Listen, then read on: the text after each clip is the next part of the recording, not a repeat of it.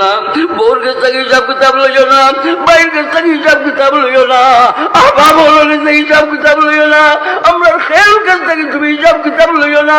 আমরা কিতাব আমরা ডাইলা তো দিও, ডাইলা তো চাও, ভাই কিতাব কে কে আবার হাত উঠাও।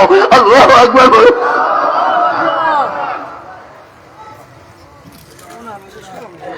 হিসাব হইব আসার, হিসাব হইতো না, জন্য তো দরজা খুলে দিবেন আল্লাহ তাআলা সুবহানাল্লাহ বলে। ভাই কিতাবুল্লাহ ধরবো, নিজের কিতাব আল্লাহ তাআলা ডাইনাতে দিবেন, আর আল্লাহ তাআলার কিতাব পড়ুয়াও করে বলবেন ইকরা ওয়াত্তাকি, ইনার টাকার দরকার নাই, তোমরা পড়বাই আর চড়বাই পড়তে পড়তে জান্নাতের আলা মুকাম গিয়ে পৌঁছে যাও। 6666 তালার মালিক বোনার জন্য আল্লাহ তাআলা আল কোরআন দিছেন, আল কোরআন দিছেন, আল কোরআন দিছেন। এর জন্য ভাই কোরআন মজিদ তিলাওয়াত করবো, কোরআন মজিদের খতমের আমল করব।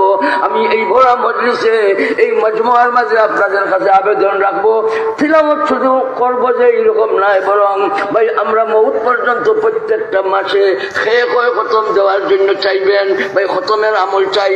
মান কারাল কোরআনা ফি আরবাঈনা লাইলাতান ফাকাদ আযাবা, জাল দিয়া নাই, যা দিয়া, যা দিয়া আযাবা, এই মানুষটা দেরি করে নিছে। জনাব রাসূলুল্লাহ সাল্লাল্লাহু আলাইহি ওয়াসাল্লাম ফরমান, কোন মানুষে দেরি করছে, যে মানুষের 40 রাত বা দিনের আগে আগে কোরআন শরীফ খতম করলো না। মান কারাল কোরআন আরবাঈনা লাইলাতান ফাকাদ আযাবা, এই মানুষটা দেরি করে নিছে।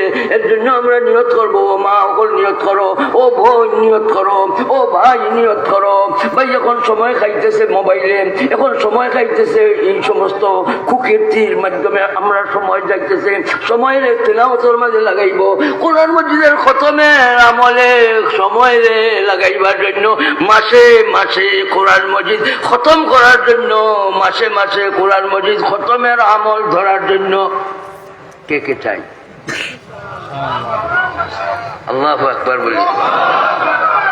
কি বুঝিয়া হাতে উঠেছি আমরা? না না বুঝিয়া, বুঝিয়া তাহলে এখন দিনে দাঁড়াই বলতে পারলেন আমি মাসে 1 খতম, 2 খতম, 3 খতম, কয় খতম দেওয়ার জন্য হাত উঠাইছেন কে কে? 1 খতম, মাশাআল্লাহ মৌলানা, মাসে 1 খতম, আলহামদুলিল্লাহ। আরো বলেন মাসে 1 খতম। আপনারা মাসে 1 খতম না মাসে 2 খতম? 1 খতম, 2 খতম, 3 খতম, 4 খতম। ভাই মা বকলতে এই কথাটা বলে দিবেন, মা রাও ভাই কোরআন মজিদের খতমের আমল ধরবে। এখন সময় রে কিনিয়া বা সর্বিতে হারাইয়া কুকীর্তির মাঝে লাগাইলাম টাইমটারে, সময়টারে, ওয়াক্তটারে, বা এই পুঁজিটারে, এই সরমায়াটারে। এর জন্য তিলাওয়াতে লাগাইব। আপনি বাবা হইয়া কোরআন মজিদের তিলাওয়াত শুরু করবেন, আপনার বউর উপরে আসর আইব, আপনার মেয়ের উপরে আসর আইব, আপনার ছেলের উপরে আসর পয়দা হইব। আর কোরআন মজিদ খতম করি করি বউ বাচ্চা নিয়া বলবেন, আও বসো, আমার কোরআন শরীফের খতম হয়েছে, এখন সবাই নিয়ে দোয়া করবো। তো ভাই কোরআন মজিদের খতমের আমলটা ধরবো। সাহাবায়ে কেরাম বহুত বড় ভাগ্যবান, দিল বনে গেছে, তারা দুনিয়া পাইছেন, আখিরাত পাইছেন। তাদের দিল বনে গেছে, তারা আল্লাহ তাআলার সন্তুষ্টি পাইছেন। তাদের দিল বনে গেছে, এমন ভাবে খুজুর সাথে নামাজ আদায় করতেন, পাখিরা মনে করতো এটা মরা মরা একটা ডাল। সুবহানাল্লাহ বলে।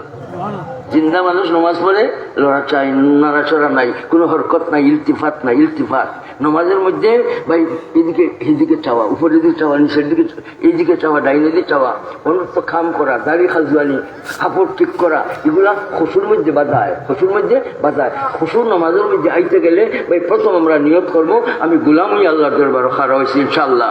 আবার নিয়ত করবো যে আমি আমার ডাইনে দিক জান্নাত, বামে দুজক, পিছে আমার মউত, আর সামনে আল্লাহ রাব্বুল আলামিন। এই নামাজটা আমার জীবনের শেষ নামাজ। আর আমি যখন তিলাওয়াত শুনবো ইমাম সাহেবের জবান থেকে, তখন এই তিলাওয়াতের দিকে আমার দিল যাবে। আর আমি এই তিলাওয়াতের আলফাজগুলিরে, কলিমাগুলিরে তর্জমা জানলে আমার দিলের মাঝে বসাইব, খুশু পয়দা হবে। কি পয়দা হবে? قد أفلح المؤمنون الذين هم في صلاتهم خاشعون। তাহলে কামিয়াবির জিন্দেগি কোন মুমিনের? যে মুমিনে নামাজের মধ্যে কি হাসিল করে? খুশু। খুশুর সাথে ভাই আমরা নামাজ পড়ার জন্য নিয়ত করব। খুশু হয় কি এর মাধ্যমে?